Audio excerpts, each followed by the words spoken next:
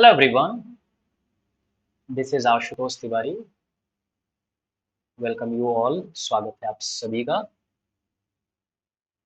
जैसा कि आपसे प्रॉमिस था कि जब हम कोर्स में आएंगे तो आपको सबसे पहले बेसिक चीजें पढ़ाएंगे। तो आज की जो ये क्लास है वो कंप्लीट बेसिक स्ट्रक्चर पर है।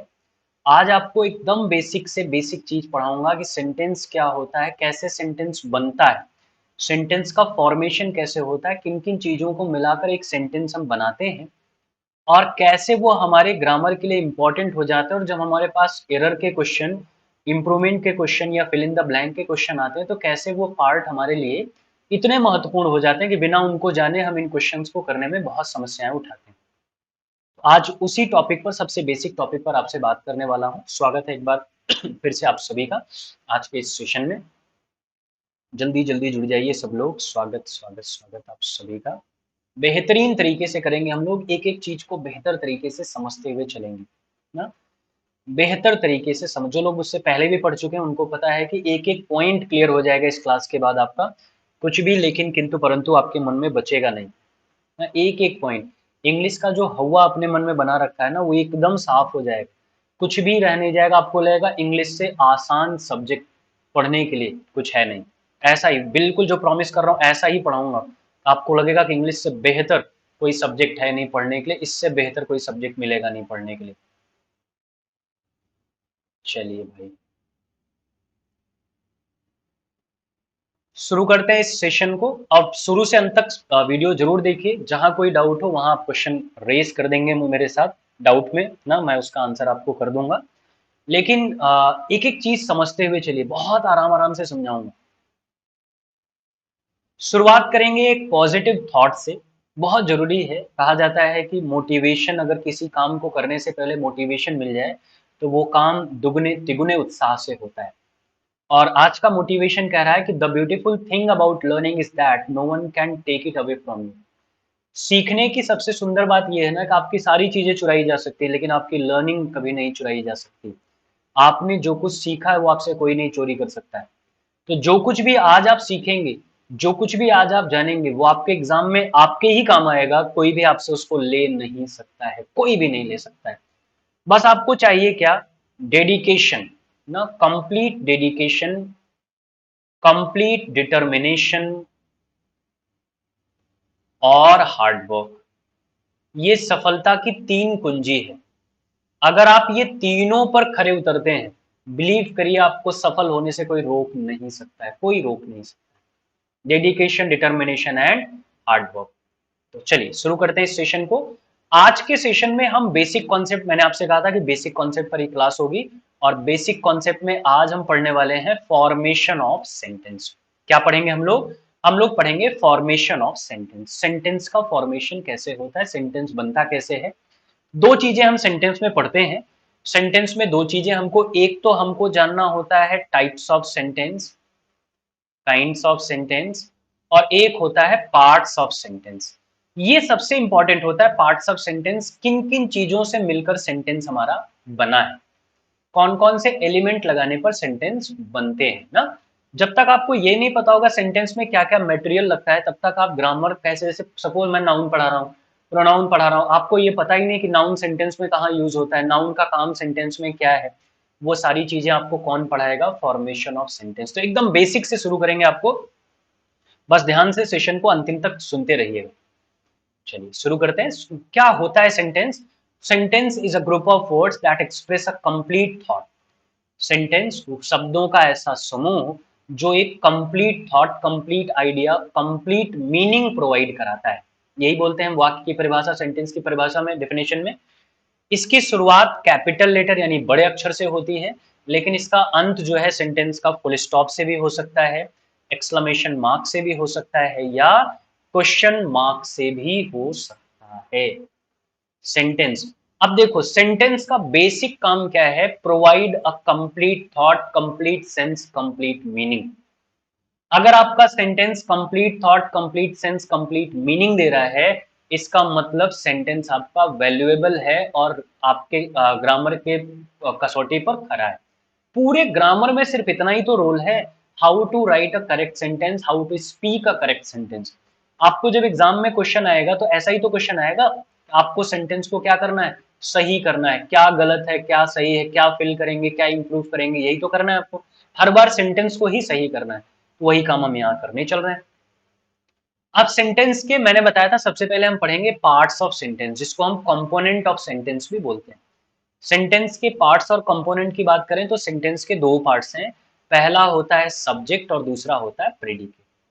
क्या होता है सब्जेक्ट और क्या होता है प्रेडिकेट ये भी जान लें, सब्जेक्ट किसे कहते हैं और प्रेडिकेट किसे कहते हैं इसके बारे में जान लें।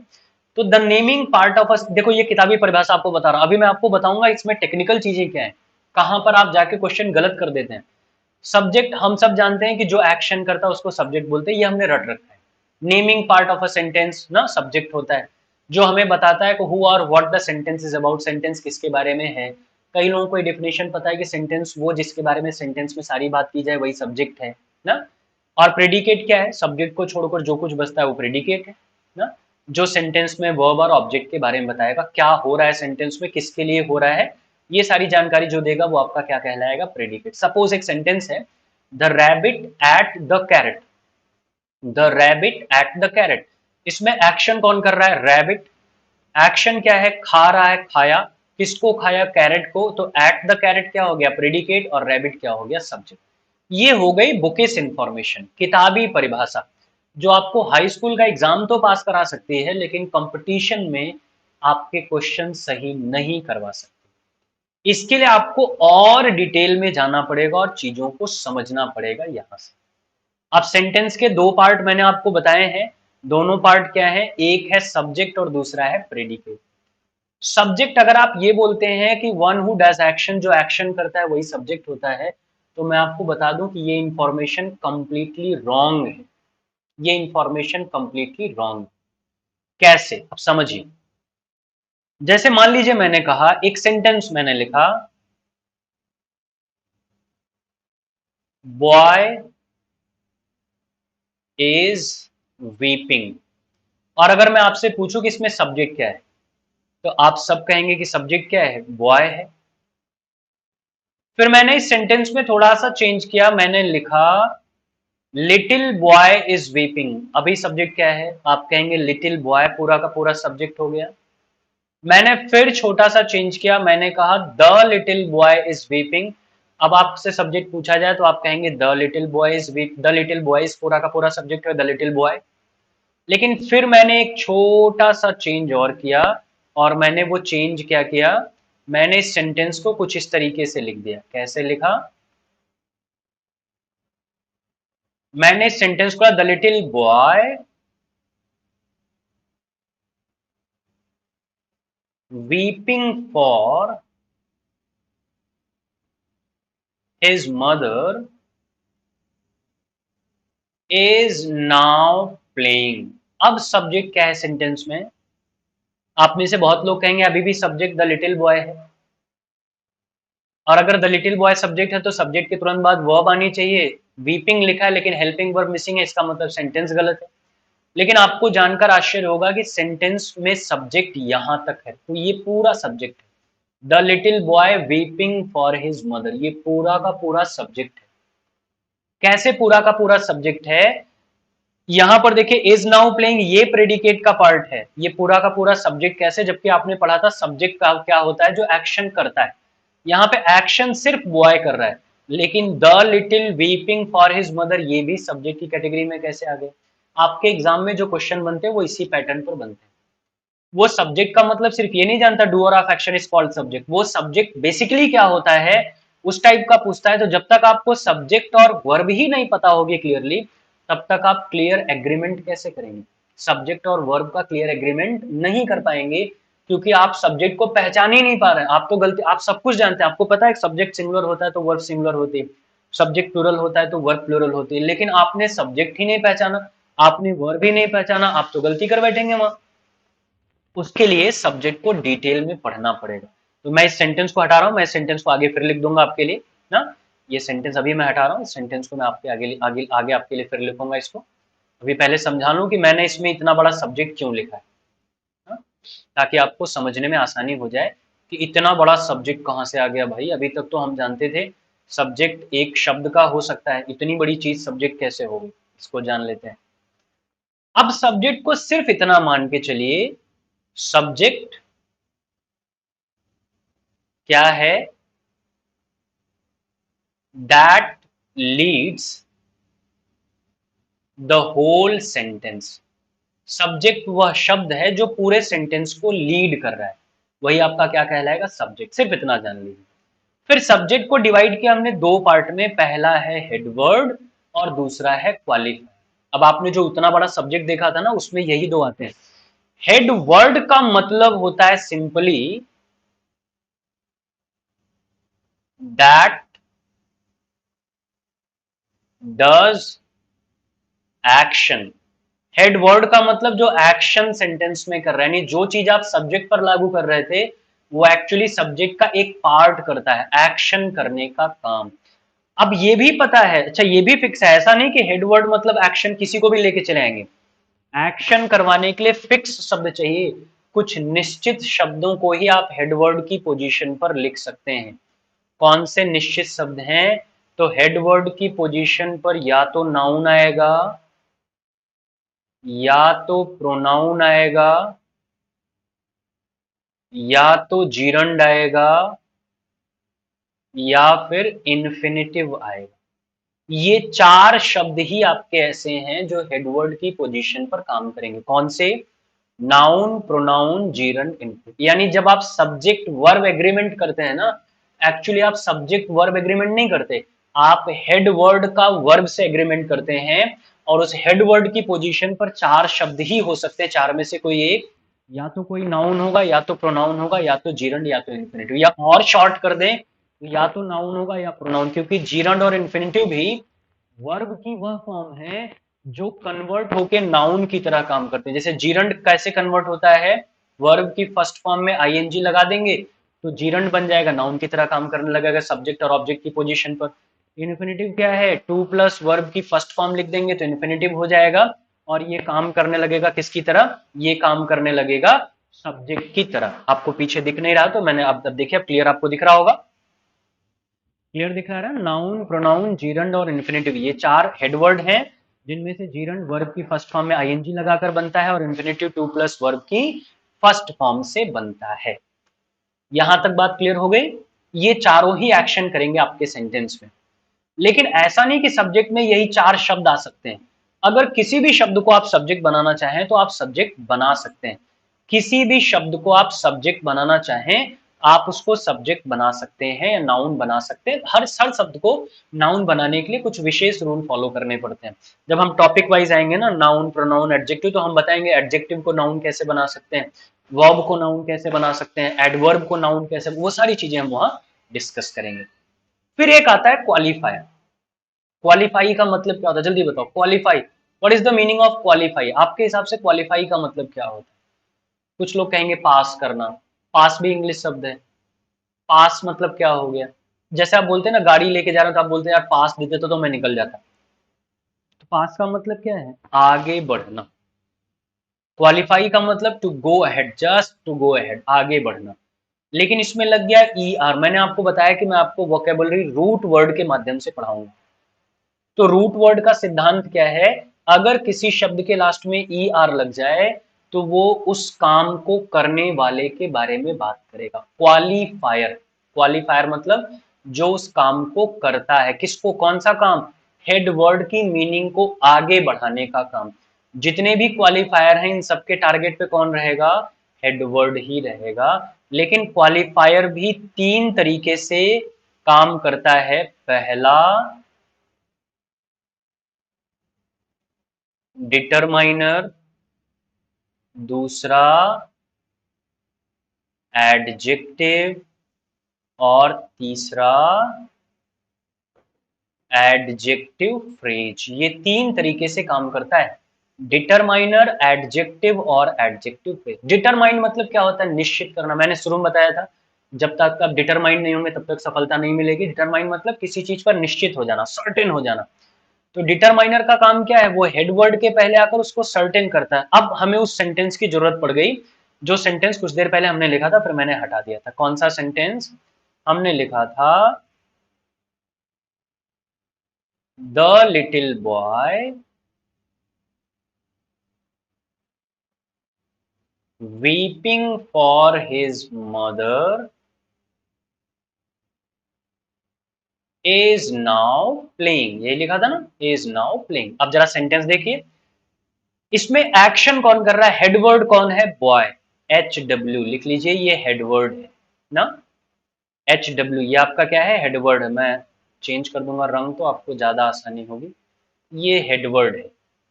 लड़का कैसा है, अब एडजेक्टिव का काम क्या है, हेडवर्ड को क्वालिफाई करना, उसके बारे में quality, quantity, number, state, position कुछ भी बताना ना। एडजेक्टिव डिटेल में पूरा चैप्टर ही पढ़ेंगे हम लोग। यहाँ पे लड़का कैसा है, छोटा, ये कौन बता रहा है, लिटिल। लिटिल क्या हो गया, एडजेक्टिव। कौन सा छोटा लड़का, सपोज वहां आपने कहा हुआ, सॉरी, छोटा लड़का जो रो रहा था, हंस खेल रहा है, आपने कहा कौन सा, आपने कहा वो लड़का, इशारा कर दिया ना। जैसे ही द बोला, इशारा किया, द क्या कर रहा है, जितने लोग हैं उनमें से उसे एक पर्टिकुलर लड़के की ओर इशारा कर रहा है। द क्या हो गया, डिटरमाइनर, आप पढ़ते भी हैं, आर्टिकल्स डिटरमाइनर का ही पार्ट होते हैं ना। तो द लिटिल बॉय। अब तीसरा आया एडजेक्टिव फ्रेज, नाम है एडजेक्टिव फ्रेज, इसका भी काम एडजेक्टिव की तरह ही है, लेकिन ये कुछ शब्दों के ग्रुप में आता है। Group of words which qualifies a noun और प्रोनाउन, या which qualifies headword, is called adjective phrase. Group of words जो हेड वर्ड को क्वालिफाई करता है वो एडजेक्टिव फ्रेज होता है। अब आपने कहा द लिटिल बॉय, वह छोटा लड़का, मैंने कहा हाँ वह छोटा, लेकिन कौन सा, मान लो वहां इशारा किया तो दो लड़के दिख रहे हैं, कौन सा वाला, तो आपने कहेंगे जो अपनी माँ के लिए रो रहा था यार, वीपिंग फॉर हिज मदर, जो अपनी माँ के लिए रो रहा था। ये मैंने उस बच्चे का एक्शन बताया या उसकी पहचान बताई, मैं पहचान नहीं पा रहा था ना, तो आपने ये सेंटेंस बोलकर उसकी पहचान बताई। तो एक दो तीन चार शब्दों का समूह है जो हेडवर्ड के बारे में कुछ विशेष जानकारी दे रहा है, यही आपका क्या हो जाएगा, एडजेक्टिव फ्रेज। अब वो लड़का कर क्या रहा है, तो आप बताएंगे इज नाउ प्लेइंग, ये प्रेडिकेट है, इज नाउ प्लेइंग आपका प्रेडिकेट है। लेकिन सब्जेक्ट आपका कहाँ है, यहां से यहां तक कैसे, क्योंकि सब्जेक्ट का ही पार्ट हेडवर्ड भी है, सब्जेक्ट का ही पार्ट डिटरमाइनर, एडजेक्टिव और एडजेक्टिव फ्रेज है। तो अब मुझे बताइए यहां से यहां तक आपका सब्जेक्ट हुआ या नहीं हुआ, हुआ ना। लेकिन एग्रीमेंट किससे करना होता है, हेडवर्ड से।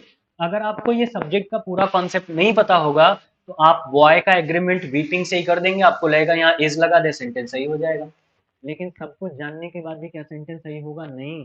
क्यों, क्योंकि आपको ये जानना जरूरी है कि सब्जेक्ट पूरा होता क्या है।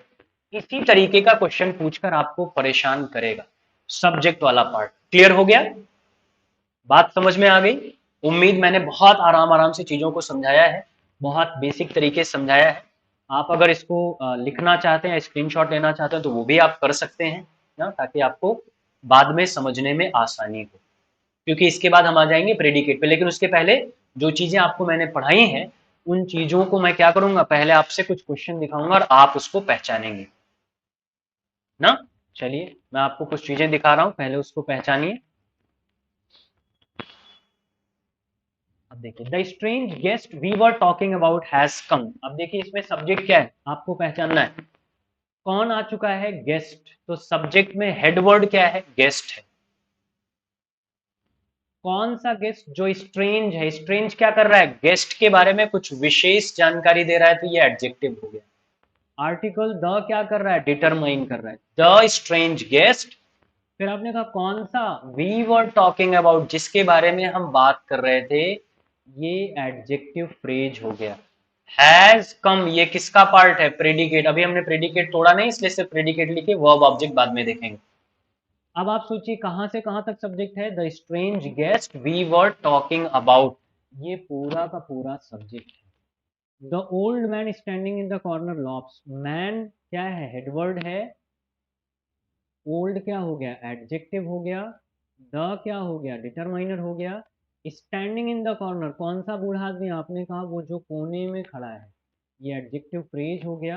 लाफ आपका किसका पार्ट है, प्रेडिकेट का, यानी कहाँ से लेके कहाँ तक सब्जेक्ट है, the old man standing in the corner, ये पूरा का पूरा क्या है, सब्जेक्ट है। ऐसे ही दूसरा सेंटेंस मैंने अभी कराया ही, the little boy weeping for his mother, ये पूरा का पूरा क्या है, सब्जेक्ट है। इज नाउ प्लेइंग क्या है, प्रेडिकेट है, जिसमें से बॉय क्या है, हेडवर्ड है, little adjective, the determiner, weeping for his mother ये क्या हो गया, एडजेक्टिव फ्रेज होगी। बात समझ में आ गई? अब मुझे उम्मीद है कि आपको सब्जेक्ट वाला पार्ट क्लियर हो गया ना, सब्जेक्ट वाला पार्ट आपका क्लियर हो गया। अब अगर सब्जेक्ट वाला पार्ट क्लियर हो गया तो हम किसकी तरफ आ जाएंगे? प्रेडिकेट की तरफ ना। सेंटेंस का दूसरा पार्ट हमारा क्या है? प्रेडिकेट। प्रेडिकेट होता क्या है? Predicate is a word which tells about the action and the medium of action. Predicate वह शब्द है जो एक्शन और मीडियम ऑफ एक्शन के बारे में बताता है ना, जो एक्शन और मीडियम ऑफ एक्शन के बारे में बताता है। प्रेडिकेट को तीन पार्ट में ब्रेक करते हैं। पहला है वर्ब, दूसरा है ऑब्जेक्ट और तीसरा है कॉम्प्लीमेंट। प्रेडिकेट तीन पार्ट में ब्रेक हुआ, वर्ब, ऑब्जेक्ट और कॉम्प्लीमेंट। सबसे पहले जानेंगे वर्ब क्या होती है। वर्ब को ही हम बोलते हैं एक्शन वर्ड, यानी आपके सेंटेंस में जो एक्शन होता है वो कौन बताएगा? वर्ब बताएगी। लेकिन कितने तरीके से वो भी जानना जरूरी है। वर्ब को हम डिवाइड करते हैं 5 कैटेगरी में: transitive verb, intransitive verb, phrasal verb, helping या ऑक्सिलरी वर्ब और लिंकिंग वर्ब। जिसमें से ट्रांजिटिव वर्ब क्या होती है? Verb with object. Intransitive verb क्या होती है? अब देखिए यहां भी रूट वर्ड का रूल लगा ना, ट्रांजिटिव मतलब वर्ब विद ऑब्जेक्ट। इसी ट्रांजिटिव में इन लग गया, किसी भी शब्द के पहले इन अगर एज अ प्रीफिक्स जुड़ रहा है वो उसकी मीनिंग को अपोजिट कर देगा, उल्टा कर देगा। तो इंट्रांजिटिव का मतलब क्या हो गया? Verb without object. चलो ये तो हमको, अब आपको बहुत सारे रूल्स आगे पढ़ेंगे मिलेंगे जहां आपको पता होगा अगर वर्ब ट्रांजिटिव होगी तो इस तरीके की चीज फॉलो होगी, वर्ब इंट्रांजिटिव होगी तो इस तरीके की चीज आप फॉलो करेंगे, रूल में मिलेगा। इसके लिए ट्रांजिटिव इंट्रांजिटिव क्लियरली समझ लें। हमको ये पता हो गया वर्ब विद ऑब्जेक्ट होता है, वर्ब विदाउट ऑब्जेक्ट। अच्छा हमको ये भी पता है कि सेंटेंस में ऑब्जेक्ट की पोजीशन कहाँ होती है, तो सेंटेंस में कुछ इस तरीके से सब्जेक्ट वर्ब ऑब्जेक्ट लिखा जाता है। ऑब्जेक्ट कहाँ होता है? वर्ब के बाद। लेकिन क्या वर्ब के बाद लिखा हर शब्द ऑब्जेक्ट होता है? नहीं, क्योंकि अगर हर शब्द ऑब्जेक्ट होता तो कॉम्प्लीमेंट नहीं पढ़ते ना। कॉम्प्लीमेंट मतलब पूरक, जो सेंटेंस में ऑब्जेक्ट की कमी को पूरा करता है, ऑब्जेक्ट को रिप्लेस करता है। इसका मतलब है कि हर शब्द जो वर्ब के बाद लिखा है वो ऑब्जेक्ट नहीं। तो हम कैसे जानेंगे कब हमारी वर्ब ट्रांजिटिव है, कब इंट्रांजिटिव, कब हमारे पास ऑब्जेक्ट है, कब हमारे पास ऑब्जेक्ट नहीं है? इसको जानने के लिए मैं आपको 4 सेंटेंस दिखा रहा हूं। मैं आपको 4 सेंटेंस दिखा रहा हूं। चारों सेंटेंस मुझे बताइए कि किसके पास ऑब्जेक्ट। जैसे लिखा है ही क्राइज फॉर ब्रेड, यहां भी कुछ ना कुछ लिखा है। He can run 2 miles, verb के बाद मैं आपको वर्ब इंडिकेट करता चल रहा हूं। ही वेप्ट बिटरली ना, वेप्ट वर्ब है। He played cricket, played verb है। क्या चारों के पास ऑब्जेक्ट है? देखने से तो लग रहा है कि चारों के पास ऑब्जेक्ट है, लेकिन ऐसा नहीं। एक ट्रिक जानते रहिए, एक रूल जानते रहिए। अपने सब्जेक्ट से या हेडवर्ड से ना, जब आप व्हाट का क्वेश्चन पूछते हैं, क्या का क्वेश्चन पूछते हैं, तो आपको उत्तर में क्या मिल जाता है? मेन वर्ब मिल जाती है। जैसे क्या करता है, वह क्या करता है तो रोता है, वह क्या कर सकता है, दौड़ सकता है, वह क्या किया, रोया, वह क्या किया, खेला ना। सब्जेक्ट से व्हाट का क्वेश्चन। लेकिन अगर अपने वर्ब से व्हाट,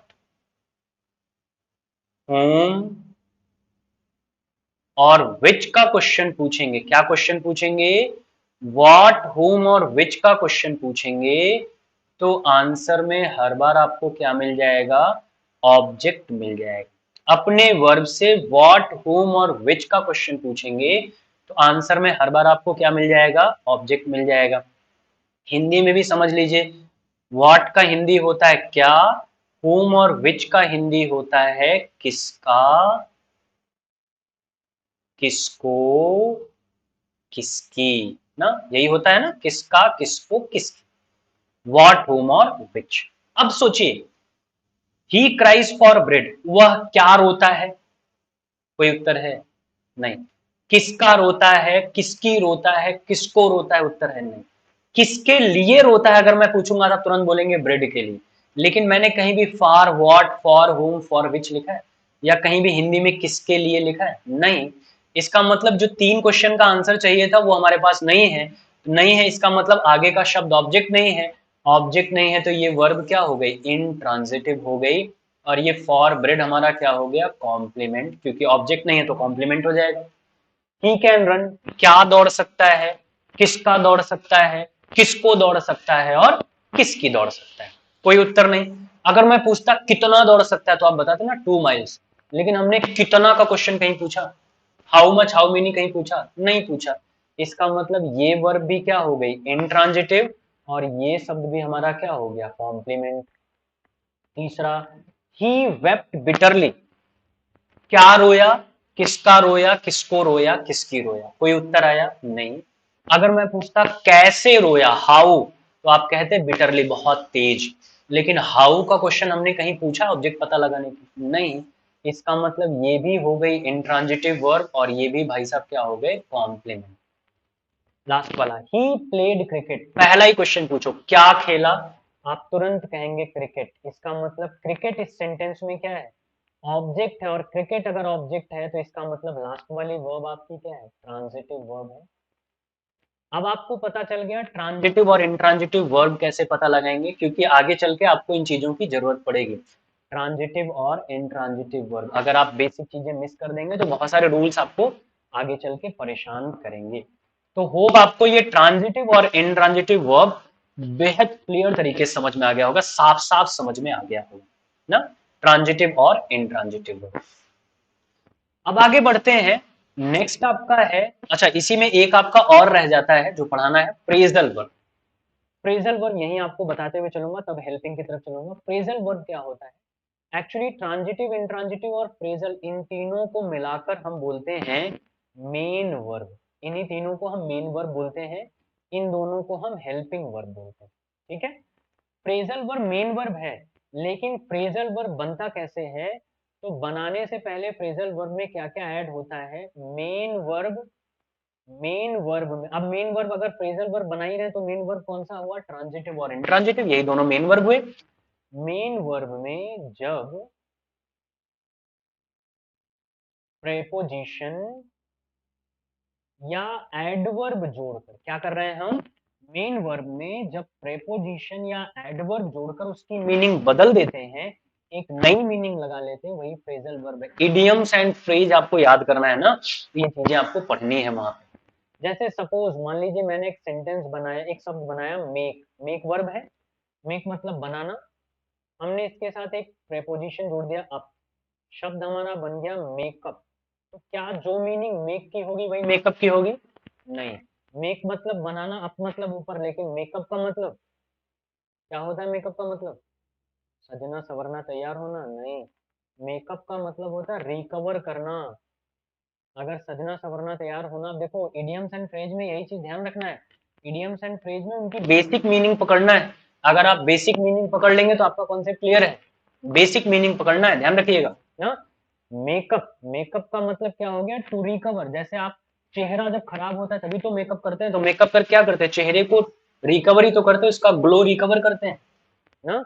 जैसे आप कहते हैं the train is running late by 3 hours but it is likely to make up by the next station, इसका मतलब अगले स्टेशन तक वो टाइम मेकअप कर लेगी, टाइम रिकवर कर लेगी जो वो लेट चल रही है, तो मेकअप मतलब रिकवर। या जैसे आप एक सेंटेंस बोलते हैं ना, called off, called off, call मतलब बुलाना, ऑफ मतलब रोकना, नहीं आवाज देना बंद करना, मतलब वापस बुला लेना, रोक देना, वापस बुला लेना, रोक देना, कॉल्ड ऑफ का मतलब हो जाएगा, यही बनता है ना। हाँ, कॉल्ड ऑफ। या एक शब्द होता है boil down, boil down, boil में देखो डाउन लग गया, बॉइल डाउन का मतलब क्या होता है, जैसे चाय बनाते हैं ना घर में, पैन में चाय बनाते हैं, चाय में जितना मिल्क चीनी चाय पत्ती डालते हैं, कुछ देर के बाद पकाने के बाद चाय उतनी मिलती है या कम हो जाती है, चाय थोड़ी सी कम बॉइल होके डाउन हो जाती है, क्यों, आपने दूध का पैसा खर्च किया, चीनी चाय पत्ती का पैसा खर्च किया, आप पूरा का पूरा ऐसे घोल के पी जाते, आपने उसको बॉइल डाउन क्यों किया, क्योंकि आप उसका टेस्ट चाहते थे। बॉयल डाउन का मतलब होता है किसी चीज को तब तक उधेड़ना जब तक उसका टेस्ट न मिल जाए, यानी अंतिम निष्कर्ष तक पहुंचना, to find out last result ना, फाइंड आउट लास्ट रिजल्ट। इसी को हम फ्रेजल वर्ब बोलते हैं, ये मेन वर्ब की तरह सेंटेंस में काम करता है। इस पर पूरा एक चैप्टर है इडियम्स एंड फ्रेज आपको पढ़ाना है, वहां डिटेल में पढ़ाएंगे। अब आते हैं हेल्पिंग या ऑक्सिलरी वर्ब की तरफ। हेल्पिंग या ऑक्सिलरी दोनों का मतलब होता है सहायक क्रिया। हेल्पिंग या ऑक्सिलरी दोनों का मतलब हो गया सहायक क्रिया। हेल्पिंग या ऑक्सिलरी दो प्रकार की हैं, एक है प्राइमरी हेल्पिंग वर्ब और दूसरा है मॉडल्स। प्राइमरी हेल्पिंग वर्ब में भी तीन कैटेगरी है। पहली है बी, जिसमें आप पढ़ते हैं इज, एम, आर, वाज, वर। फिर दूसरी है हैव, जिसमें आप हैज, हैव, हैड पढ़ते हैं। तीसरी है डू, जिसमें आप डू, डज, डिड पढ़ते हैं। टोटल आप काउंट करेंगे तो 11 आपको मिलेंगे। ये टेंस के साथ हमको पढ़ना है। टेंस में हम प्रेजेंट, पास्ट, फ्यूचर में इन्हीं हेल्प सॉरी प्रेजेंट और पास्ट में इन्हीं हेल्पिंग वर्ब का प्रयोग करते हैं। फ्यूचर में तो मॉडल ऑक्सिलरी आ जाती है, शैल और विल। उसके बाद दूसरी है मॉडल ऑक्सिलरी। मॉडल ऑक्सिलरी कुल 13 है। कितनी है? 13। और ये विशेष यूज में आती है। जब वर्ब का चैप्टर पढ़ेंगे ना, इनके बारे में डिटेल में पढ़ना है कि कौन सी कहाँ यूज होती हैं। Can, could, may, might, must, shall, should, will, would, ought to, use to, need और डेयर, ये हमारी मॉडल ऑक्सिलरी है। यहाँ पे स्पेलिंग देखो होना चाहिए OUGST। OUGST स्पेलिंग सही कर लेंगे, ठीक है। OUGST होता है ऑट। अब टोटल 11 उधर थी, 13 इधर, यानी पूरे ग्रामर में कितनी हेल्पिंग वर्ब का कुल खेल है? 24 हेल्पिंग वर्ब पूरे ग्रामर में आपको दौड़ती हुई मिलेंगी। इन्हीं 24 हेल्पिंग वर्ब पर पूरे के पूरे सेंटेंस कंस्ट्रक्ट किए जाएंगे, बनाए जाएंगे। हेल्पिंग वर्ब और प्राइमरी हेल्पिंग वर्ब और मॉडल ऑक्सिलरी, होप ये आपको क्लियर हो गया, समझ में आ गया ना? बहुत बढ़िया, यहाँ तक चीजें क्लियर हैं। हाँ, एक बार देखते चलेंगे, जहां डाउट होगा वहां पे। बहुत बढ़िया, फिर आ जाइए नेक्स्ट। लास्ट आपका है लिंकिंग वर्ब। लिंकिंग वर्ब क्या होता है? कहते हैं a single verb that is used to connect a subject and a complement as well as to tell the time and tense of the sentence is called a linking. जब आपके sentence में एक single verb I हो, अकेली verb I हो, तो उसका काम क्या हो जाता है? सब्जेक्ट और कॉम्प्लीमेंट को जोड़ना, ऑब्जेक्ट को नहीं, क्योंकि लिंकिंग वर्ब के साथ ऑब्जेक्ट कभी नहीं आता। अगर ऑब्जेक्ट आ गया तो वर्ब ट्रांजिटिव हो जाएगी, लिंकिंग वर्ब नहीं रहेगी। सब्जेक्ट और कॉम्प्लीमेंट को जोड़ना प्लस टाइम और टेंस भी सेंटेंस का बताना।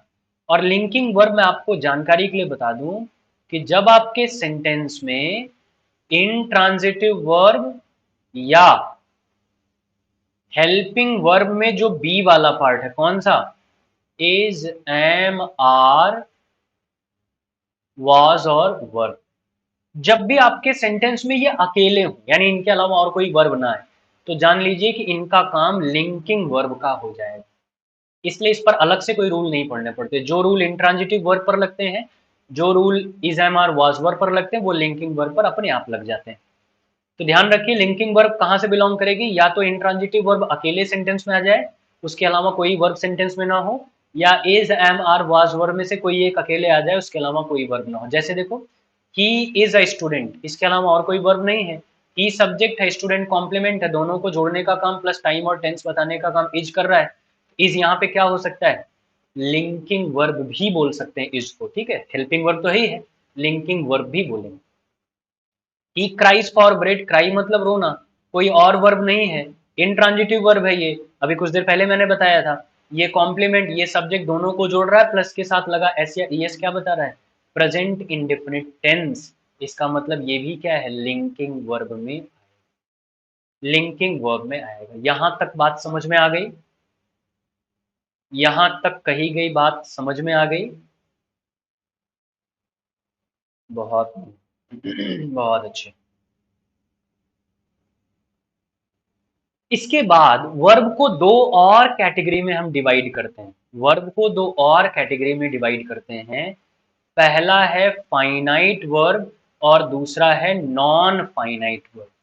फाइनाइट वर्ब और non finite verb. Finite verb का मतलब होता है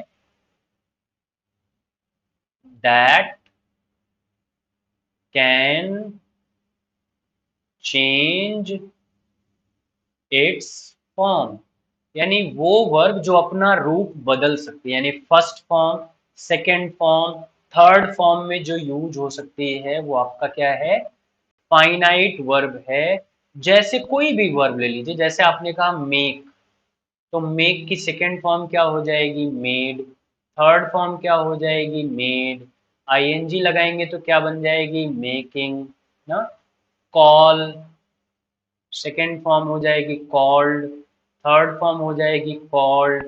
आईएनजी लगाएंगे तो कॉलिंग। कोई भी वर्ब आप उठाएंगे जो अपना रूप बदल सकती है, first form second form third form में यूज हो सकती है, उसको हम क्या बोलेंगे, फाइनाइट वर्ब बोलेंगे। क्या बोलेंगे, फाइनाइट वर्ब बोलेंगे। यहां तक बात समझ में आ गई, फाइनाइट वर्ब। अच्छा, ये सभी वर्ब इसमें आ जाएंगे। नॉन फाइनाइट, देखो फाइनाइट के पहले लिखा नॉन, नॉन मतलब, अब यहां लिखा था that can change its form, अब यहां पे हो जाएगा that can not change its form, यानी वो वर्ब जो अपना रूप नहीं बदल सकती, फिक्स हो जाती, किसी भी कंडीशन में यूज करिए, कहीं भी यूज करिए, वो फिक्स है, वो रूप नहीं बदल सकती। नॉन फाइनाइट वर्ब में तीन वर्ब आती हैं। पहला आपका आता है इन्फिनेटिव, कहीं भी लगा देंगे, अभी मैंने कुछ देर पहले बताया, इन्फिनेटिव मतलब टू प्लस वर्ब की फर्स्ट फॉर्म। दूसरा होता है इन्फिनेटिव के बाद जीरंड, जीरंड भी मैंने आपको बताया V plus I N G, लेकिन ध्यान रखना V plus I N G जब नाउन की तरह काम करे तभी जीरंड है, वर्ब की तरह काम करेगा या एडजेक्टिव की तरह दूसरा नाम हो जाएगा उसका। फिर तीसरा होता है पार्टिसिपल, जिसमें हम तीन पार्टिसिपल पढ़ते हैं, प्रेजेंट पास्ट और परफेक्ट पार्टिसिपल पढ़ते हैं ना, तीन अलग अलग। इन पर पूरा एक चैप्टर ही आपको पढ़ना, ये नॉन फाइनाइट वर्ब हैं, इनको आप प्रेजेंट टेंस में यूज करिए, इनको आप पास्ट टेंस में यूज करिए, इनको आप फ्यूचर टेंस में यूज करिए, इनको कहीं भी यूज करिए, इनका रूप बदलने वाला नहीं, ये जैसे हैं वैसे ही रहेंगे, इनके रूप में कोई भी चेंज आपको देखने को नहीं मिलेगा, फाइनाइट और नॉन फाइनाइट। ये तो वर्ब का कॉन्सेप्ट हो गया, वर्ब में चीजें जान लिया आपने। फिर और प्रेडिकेट में दूसरी चीज थी ऑब्जेक्ट। ऑब्जेक्ट क्या है, object is a word which tells the medium of action, जो एक्शन का मीडियम बताता है, जिसमें दो ऑब्जेक्ट होते हैं, एक होता है डायरेक्ट ऑब्जेक्ट, एक होता है इनडायरेक्ट ऑब्जेक्ट। अब मैंने आपको बताया था अपने वर्ग से तीन क्वेश्चन पूछना है, क्या क्या, व्हाट का, whom का और which का। तो व्हाट के आंसर पे जो कुछ आएगा वो डायरेक्ट ऑब्जेक्ट है, और whom और which के आंसर पे जो कुछ आएगा वो इनडायरेक्ट ऑब्जेक्ट है, यहीं से समझ लो। जैसे देखिए, he gave me a book, he gave verb है, क्या दिया उसने मुझे, what he gave, book, book कौन सा ऑब्जेक्ट है, डायरेक्ट ऑब्जेक्ट है। किसको दिया, whom, किसका किसको किसको दिया, मी, मी कौन सा ऑब्जेक्ट है, इनडायरेक्ट ऑब्जेक्ट। ये तो क्लियर हो गया डायरेक्ट और इनडायरेक्ट ऑब्जेक्ट, लेकिन इसमें एक चीज और गड़बड़ है, क्या, generally indirect object is used before the direct object. Indirect object sentence में पहले लिखा जाता है, डायरेक्ट ऑब्जेक्ट सेंटेंस में बाद में लिखा जाता है।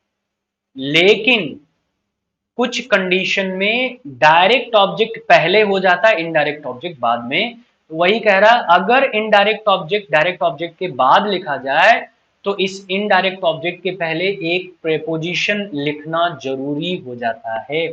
जैसे इसी सेंटेंस को अगर मैं लिखूं तो मैं ऐसे लिखूंगा, ही गेव, अब अगर मान लीजिए मैं बुक पहले लिख दूं तो he gave a book to me लिखना पड़ेगा, मी के पहले क्या लगाना पड़ेगा, टू।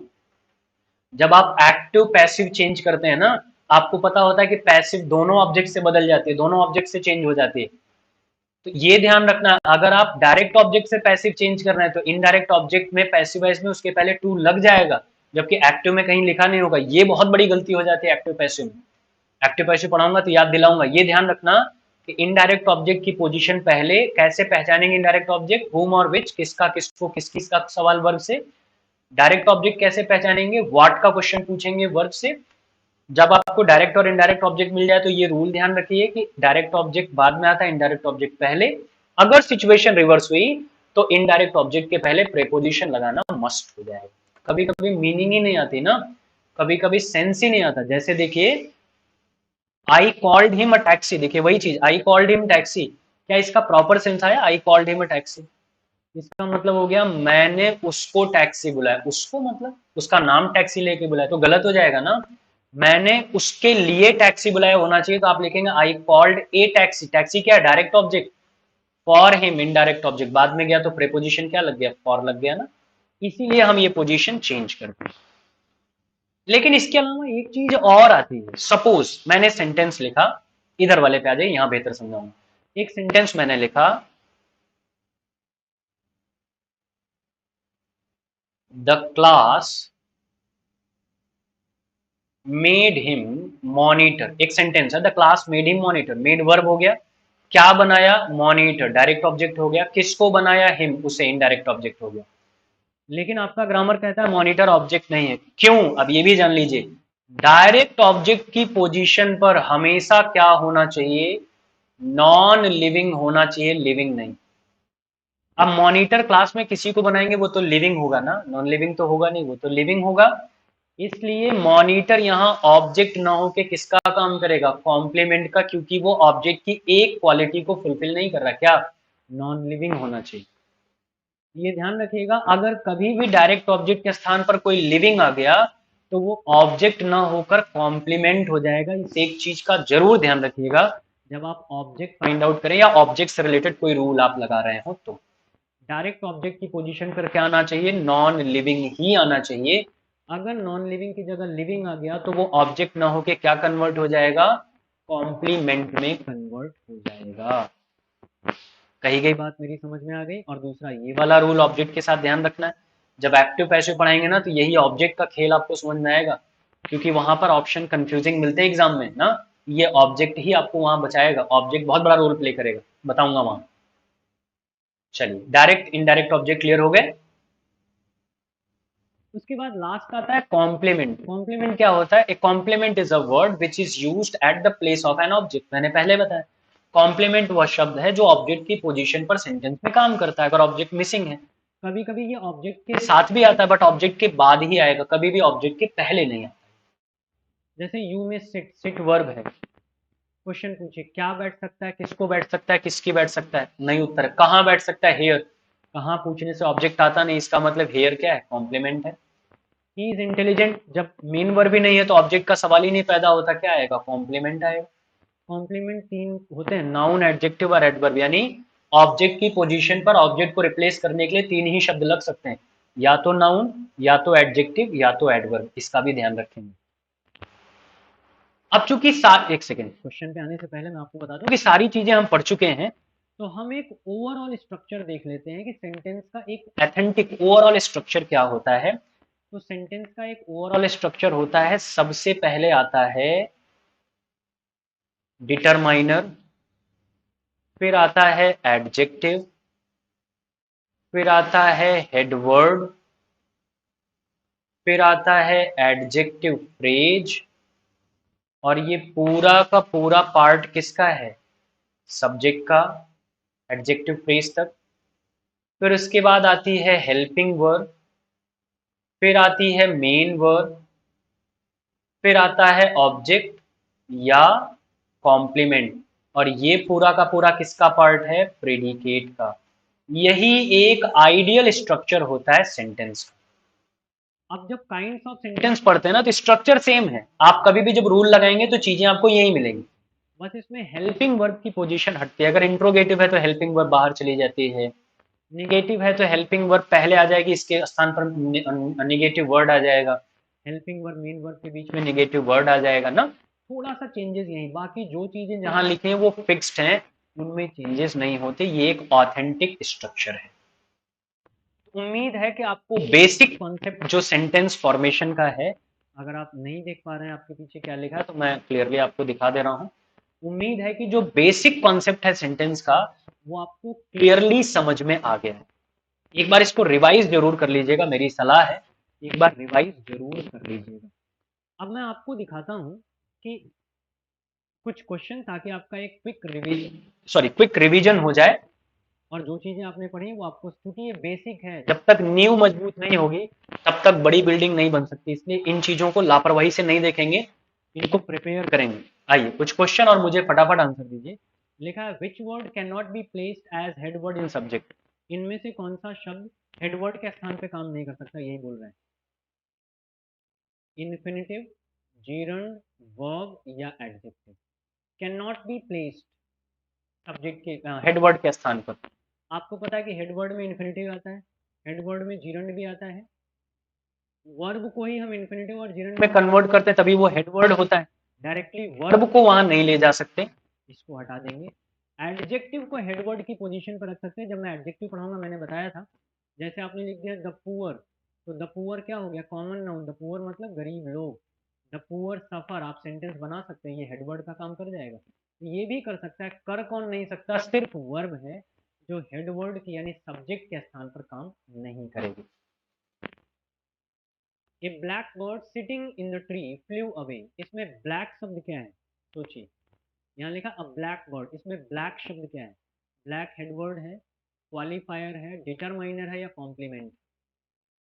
अब मैंने आपको क्वालिफायर में 3 पढ़ाया था, डिटरमाइनर, एडजेक्टिव, एडजेक्टिव फिर, तो डिटरमाइनर हट गया, हेडवर्ड भी हट गया, कॉम्प्लीमेंट तो सबसे लास्ट में आता ऑब्जेक्ट की पोजीशन पर। ये क्वालिफायर रखेंगे क्योंकि क्वालिफायर का ही एक पार्ट है एडजेक्टिव, और ब्लैक यहाँ पे क्या काम कर रहा है, एडजेक्टिव का, इसलिए क्या हो जाएगा, qualifier. Next, he likes eating fish, he likes eating fish, इसमें ईटिंग शब्द क्या है, जीरंड, वर्ब, एडवर्ब या ऑब्जेक्ट। ही लाइक्स, वह पसंद करता है, क्या पसंद करता है, ईटिंग फिश, फिश खाना, लेकिन ईटिंग सबसे पूछ रहा है, फिश तो पूछने का है। अगर ईटिंग फिश पूरा लिखता तो ऑब्जेक्ट हो जाता, लेकिन सिर्फ ईटिंग पूछ रहा है, तो ईटिंग क्या है, वर्ब की फर्स्ट फॉर्म में आईएनजी लगाकर जब सब्जेक्ट या ऑब्जेक्ट की पोजीशन पर रख देंगे तो वो क्या कहलाएगा, जीरंड कहलाएगा ना, ऑप्शन ए करेक्ट है। बेसिक शब्दों को पहचानते चलिए तभी मजा आएगा आगे के कॉन्सेप्ट में। I lent my pen to a friend of mine, चलिए आई लेंट माई पेन, इसमें माई पेन शब्द क्या है, noun, prepositional object, direct object या verb. I lent my pen, I lent, क्या दिया मैंने, मेरा पेन। व्हाट के आंसर पे कौन सा ऑब्जेक्ट आता है, डायरेक्ट ऑब्जेक्ट, यही सही है ना। whom और which के आंसर पर इनडायरेक्ट ऑब्जेक्ट आता, अभी कुछ देर पहले बताया, option C correct. Find out the predicate in the following sentence, चलिए इसमें प्रेडिकेट क्या है, the are to prepare lesson has arrived, the are to prepare lesson has arrived, इसमें प्रेडिकेट क्या है, the are to prepare lesson has arrived में predicate क्या है। अब देखिए लिखा है लेशन सब्जेक्ट है, सब्जेक्ट में क्या है, हेडवर्ड, और ये द आर्स टू प्रिपेयर ये क्या है, ये इसको क्वालिफाई कर रहा है, तो ये पूरा का पूरा सब्जेक्ट है। हैज अराइव्ड आपका क्या है, यानी लास्ट वाला ए बी सी और डी, लास्ट वाला डी वाला आपका क्या है, यही प्रेडिकेट है क्योंकि वर्ब इसी में आई है ना, ऑप्शन डी वाला। Next question, which can be placed in the place of subject, इनमें से कौन सा सब्जेक्ट के प्लेस पर आ सकता है, यानी सब्जेक्ट मतलब हेडवर्ड वही ना, तो सब्जेक्ट हेडवर्ड में हमने क्या क्या पढ़ा था, नाउन, प्रोनाउन, जीरंड, इन्फिनिटिव, सब तो पढ़ा था। ऑल एबव, तीनों के तीनों हेडवर्ड या सब्जेक्ट की पोजीशन पर काम कर सकते हैं ना, option. Infinitive, gerund and participle are known as, infinitive, gerund और पार्टिसिपल को हम किस नाम से जानते हैं, helping verb, finite verb, linking verb या नॉन फाइनाइट वर्ब, किस नाम से जानते हैं। अभी कुछ देर पहले मैंने आपको बताया इन्फिनिटिव, जीरंड और पार्टिसिपल तीनों के तीनों कहां से बिलोंग करते हैं, करेक्ट है, नॉन फाइनाइट वर्ब से, बहुत बढ़िया। अच्छा, object is used in section, object किस सेक्शन में आता है, सब्जेक्ट के सेक्शन में, प्रेडिकेट के सेक्शन में, दोनों के सेक्शन में या नॉन ऑफ दिस। मैंने आपको अभी पढ़ाते हुए बताया कि ऑब्जेक्ट कहां आता है, ऑब्जेक्ट कहां आता है, ऑब्जेक्ट आता है प्रेडिकेट, वर्ब ऑब्जेक्ट कॉम्प्लीमेंट, यही पढ़ा था ना, वर्ब ऑब्जेक्ट कॉम्प्लीमेंट, बहुत बढ़िया। Find out direct object in the following sentence, I promised him a present, इसमें डायरेक्ट ऑब्जेक्ट क्या है, प्रॉमिस्ड वर्ब है, डायरेक्ट ऑब्जेक्ट खोजने के लिए क्या करते हैं, वर्ब से व्हाट का क्वेश्चन, आई प्रॉमिस्ड, क्या प्रॉमिस किया हूं, एक प्रेजेंट, एक गिफ्ट, एक उपहार, किसको, उसको, तो किसको हो जाएगा इनडायरेक्ट, क्या हो जाएगा डायरेक्ट, यानी A present, option D, option D कहां लिखा है, यहाँ, यही राइट आंसर है, option D. Find out indirect object in the following sentence, find out indirect object in the following sentence, इसमें इनडायरेक्ट ऑब्जेक्ट पहचानिए, आई टॉट हिम इंग्लिश, मैंने पढ़ाया, क्या पढ़ाया, इंग्लिश, डायरेक्ट ऑब्जेक्ट, किसे, हिम, उसे, इनडायरेक्ट ऑब्जेक्ट यानी बी वाला पार्ट, ए वाला पार्ट ए के साथ लिखा है, मतलब राइट आंसर क्या है? क्लियर है? एक बार लेकिन इसका रिवीजन कर लीजिएगा, अगले सेशन में आने से पहले, अगली क्लास में आने से पहले इसका रिवीजन कर लीजिएगा, ताकि कोई भी डाउट रहे तो वहां क्लियर हो जाए, और वहां पे फिर हम क्या करेंगे, और बेहतर तरीके से चीजों को कनेक्ट करेंगे। अब अगली क्लास में हम क्या पढ़ने वाले हैं? अगली क्लास में हम पढ़ने वाले हैं काइंड्स ऑफ सेंटेंस। तो थोड़ा सा तैयार होके आइएगा ना, काइंड्स ऑफ सेंटेंस, ताकि आप चीजों को समझ सकें बेहतर तरीके से। आज का सेशन यहीं पर समाप्त करेंगे, एक रिवीजन जरूर कर लीजिएगा और बेहतर तरीके से समझिए। ऐसे ही बेसिक कॉन्सेप्ट से एक एक चीज समझाते हुए आपको पढ़ाऊंगा, ठीक है? चलिए, अच्छा एक क्वेश्चन और बच गया, इसको भी देंगे। Find out which is the part of predicate. इनमें से कौन सा प्रेडिकेट का पार्ट है? एडजेक्टिव, डिटरमाइनर, कॉम्प्लीमेंट या क्वालिफायर? अब आपको पता है एडजेक्टिव सब्जेक्ट का पार्ट है, डिटरमाइनर सब्जेक्ट का पार्ट है, क्वालिफायर सब्जेक्ट का पार्ट है, बचा क्या? कॉम्प्लीमेंट। कॉम्प्लीमेंट ही अकेला क्या है? जो प्रेडिकेट का पार्ट है। ये रिवीजन जरूर जरूर जरूर कर लीजिएगा ना, जरूर रिवीजन कर लीजिएगा, ताकि आप बेहतर तरीके से प्रिपेयर हो सके। मिलते हैं फिर अगले सेशन में कुछ और बेहतरीन चीजों के साथ, कुछ और बेहतरीन कॉन्सेप्ट के साथ। अगले सेशन में काइंड्स ऑफ सेंटेंस पढ़ेंगे, इसलिए तैयार रहिए। मस्त रहिए, मस्त रहिए, मुस्कुराते रहिए। Thank you so much. Best of luck.